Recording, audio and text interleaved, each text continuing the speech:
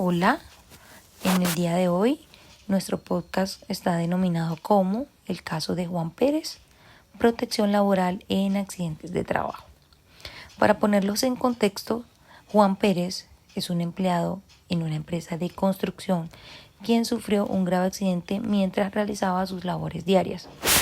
Una pieza pesada de equipo de construcción cayó sobre él, causándole múltiples fracturas en ambas piernas y severos daños en la columna vertebral.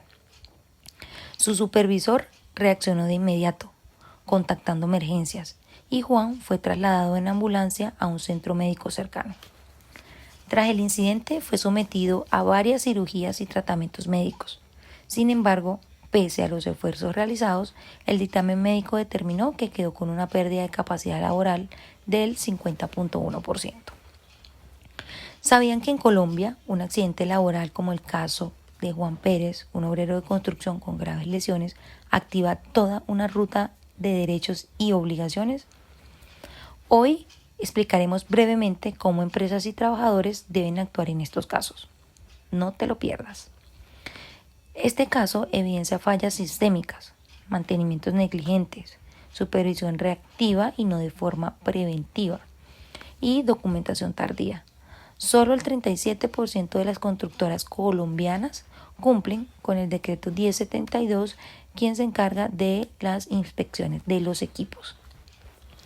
Primero, el empleador debe actuar rápido. ¿Cómo? Reportando el accidente a la ARL antes de las 48 horas. Investigando si faltaron implementos de seguridad como lo son los cascos o verificando el buen uso de la máquina para confirmar si estaba defectuosa. Y tercero, pagando todos los tratamientos del empleado. Aquí el rol de recursos humanos es vital. Antes del accidente, los entrenamientos de seguridad a todos los empleados son vitales. La dotación de los implementos de seguridad. Lo que debieron hacer después fue entrevistar a Juan en el hospital y crear un fondo familiar para la ayuda de los transportes y alimentación de sus familiares. Un dato clave es que el 68% de las empresas no capacitan en primeros auxilios a sus empleados. Juan sigue estos pasos. Primero, exige el reporte a la ARL. Si la empresa no lo hizo, él lo puede hacer. Segundo, guarda todos los papeles, desde la ambulancia hasta la última terapia que le realiza. Y tercero, pide una pensión por invalidez, que el 45% de su salario es de por vida, es un derecho. Si la ARL se demora con este trámite, un abogado laboral puede acelerar el proceso. Este caso se rige por el decreto 1507, estipula que si pierdes más del 50% de capacidad, tienes una pensión automática. Y la ley 361 dice que nadie puede despedirlo durante su recuperación.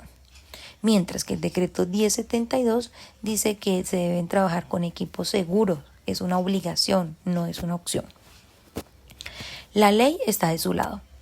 Para evitar más casos como Juan Pérez, se debe hacer lo siguiente: un checklist diario de los implementos de seguridad.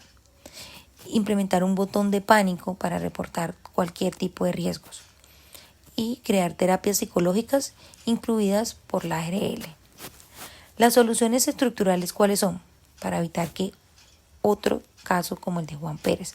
Las empresas deben, en tecnologías, desarrollar sensores en grúa o implementar sensores en grúa para detectar las fallas previamente.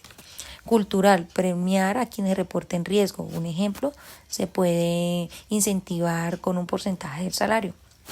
Y en lo legal, adquirir pólizas de responsabilidad civil extra. Como complemento les informo que la pérdida por capacidad laboral ocurre cuando el trabajador, producto de un accidente laboral, pierde parte de sus habilidades o destrezas para desarrollar sus actividades. Las capacidades o habilidades del trabajador se pueden ver disminuidas en mayor o menor medida, o incluso perderse en su totalidad, y de eso trata la calificación de la pérdida por capacidad laboral. ¿Qué significa la calificación de la pérdida de la capacidad laboral? Es el mecanismo o procedimiento que permite conocer, determinar y calificar el porcentaje de la pérdida de capacidad laboral que ha sufrido el trabajador, en este caso el señor Pérez, que como lo indicamos anteriormente, tiene una incapacidad del 50.1%. La pérdida de capacidad laboral puede estructurar una incapacidad permanente, parcial o estado de invalidez. Y al respecto, el artículo 2 del decreto 1507 del 2014 nos dice lo siguiente: una incapacidad permanente parcial es la disminución definitiva igual o superior al 5% e inferior al 50% de la capacidad laboral u ocupacional de una persona, como consecuencia de un accidente o de una enfermedad de cualquier origen. Por invalidez es la pérdida de la capacidad laboral u ocupación igual o superior al 50%, como lo es el caso del señor Pérez.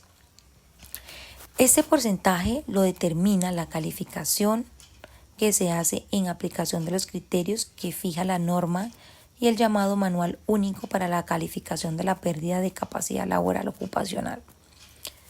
Si la pérdida de capacidad laboral es igual o superior al 50%, como ya lo mencionamos anteriormente, estamos hablando de una invalidez.